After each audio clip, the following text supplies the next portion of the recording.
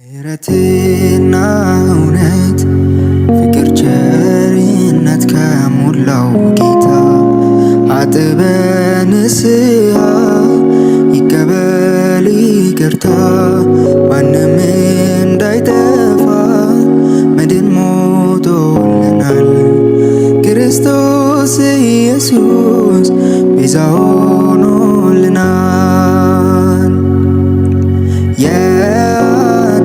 የኃጢአተኛውን ጥፋት እግዚአብሔር መቼ ይወዳል? የተጣለ ሰውን እንኳን ፈጽሞ እንዳይጠፋ በምክሩ ያስባል።